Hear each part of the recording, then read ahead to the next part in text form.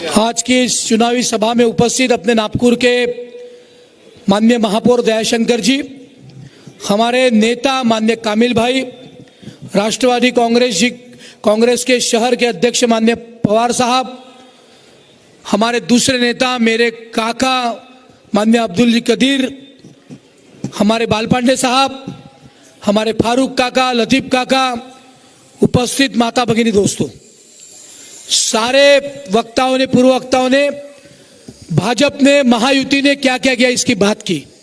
वो सारे बड़े वक्ता है, समारोह में दयाशंकर जी उसके बारे में बात करेंगे। इस मोमिनपुरा में मैं आज पहली बार भाषण देने के लिए खड़ा हूं। दोस्तों, मुझे खुशी है कि कुछ करने के बाद मैं भाषण देने के लिए खड़ा हूं। लोग कुछ करने के पहले भाषण देते हैं। मैं पहला ऐसा वक्ता हूं या पहला ऐसा भाजपा का कार्यकर्ता हूं कि भाजपा के सारे लोग कुछ करने के बाद भाषण देते। दोस्तों, आपके सामने कंस्ट्रक्शन चल रहा है। ये बालपांडे जी बैठे, माननीय दयाशंकर जी बैठे। माननीय बालपांडे जी इस प्रभाग से चुन के आए थे। एक सदस्य हमारे पार्टी का था और एक सदस्य दूसरे पार्टी का था। ये बालपांडे जी ने इसकी शुरुआत की, इस मुस्लिम लाइब्रेरी की।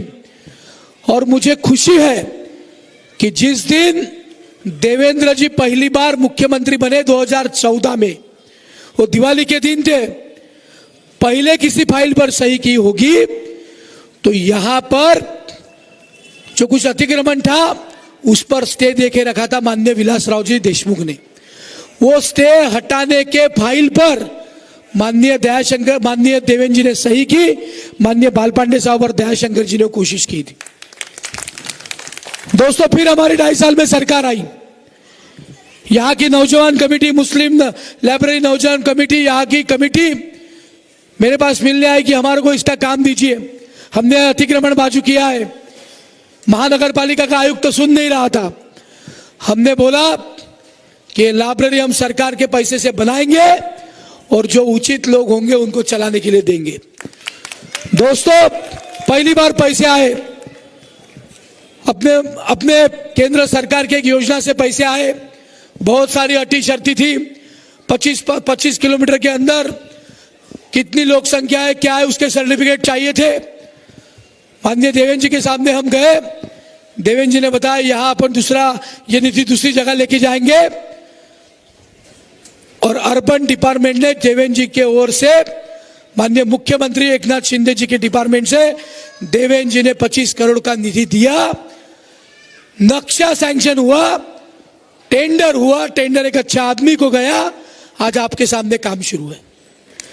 हमारे बहनों के लिए अलग अभ्यासिका, हमारे लड़कों के लिए अलग अभ्यासिका, कंप्यूटर लाइब्रेरी अलग, किताबों की लाइब्रेरी अलग। कोर्सेज के लिए IAS, IPS, इंजीनियरिंग, डॉक्टर, इनके कोर्सेज के लिए कुछ अच्छे भाषण, उसके लिए अलग हॉल अलग। हर मसले पर उत्तम व्यवस्था, लिफ्ट की व्यवस्था अलग।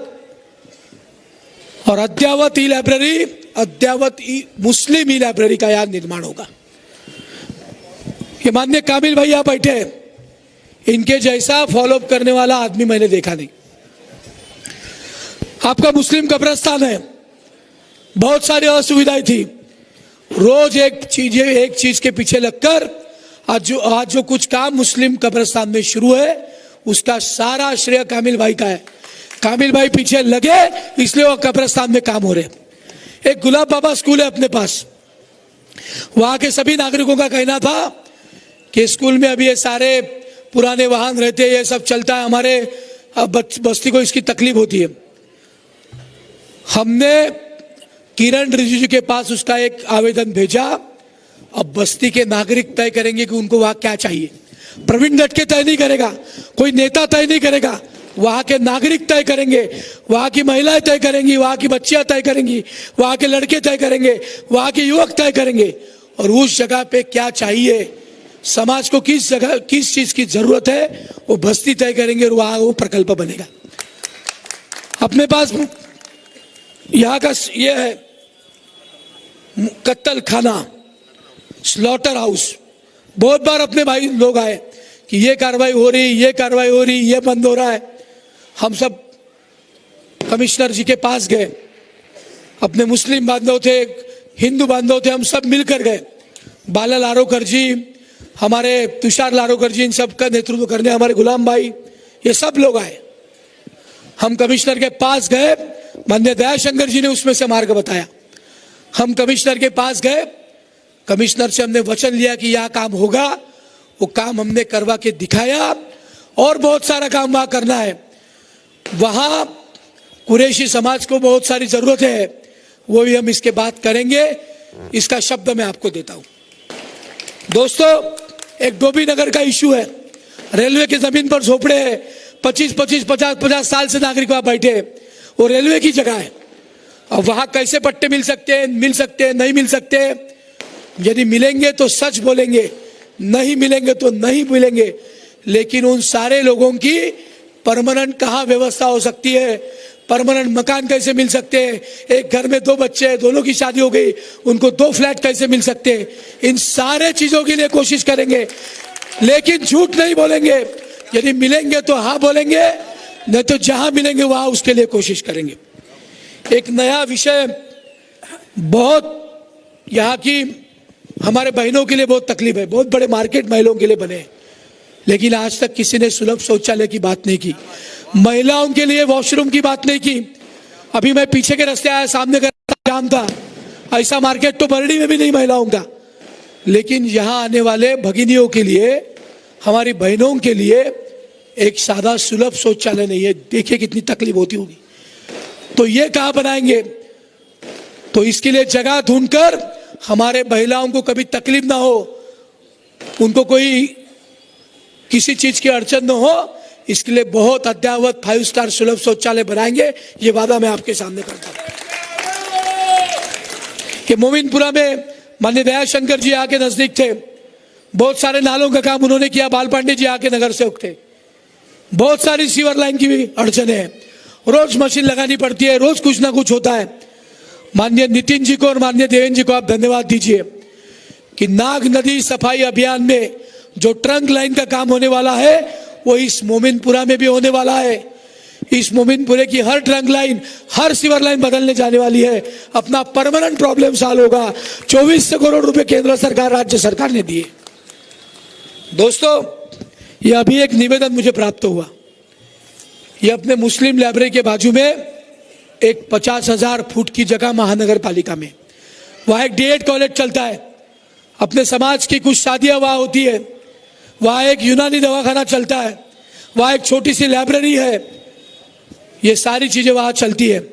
यहाँ के नौजवान जो व्यवसाय करने वाले तरुण हैं, उन्होंने एक निवेदन दिया है कि वहां एक अच्छा अद्ययावत शॉपिंग कॉम्प्लेक्स पार्किंग के साथ बनना चाहिए। वहां डीएड कॉलेज के लिए भी जगह मिलेगी, वहां वो शादियों का सभागृह भी होगा, वहां अपना दवाखाना भी होगा, और अपने जवान लड़कों के लिए नियम के अनुसार 100-150 दुकान, क्योंकि एफएसआई भी बढ़ गया है, यूनिफॉर्म डीसीआर आया है। जैसे लाइब्रेरी को एफएसआई मिला, वैसे उस जगह में एफएसआई लेकर एक अद्ययावत मार्केट यहाँ के जवानों के लिए हम जरूर बनाएंगे। माननीय नितिन जी के पीछे लगकर ये काम करेंगे, ऐसे मैं जुबान देता हूं।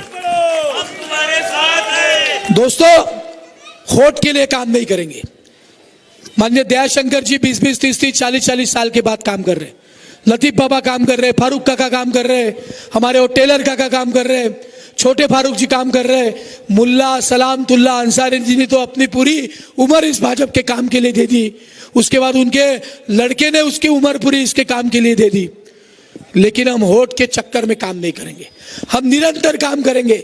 आप वोट दो मत दो, हम दिल जोड़ेंगे और उसके बाद आपको निर्णय करना है कि भाजपा को, महायुति को वोट देना कि नहीं देना। लेकिन हम काम निरंतर करेंगे, यह शब्द मैं आपको देता हूं।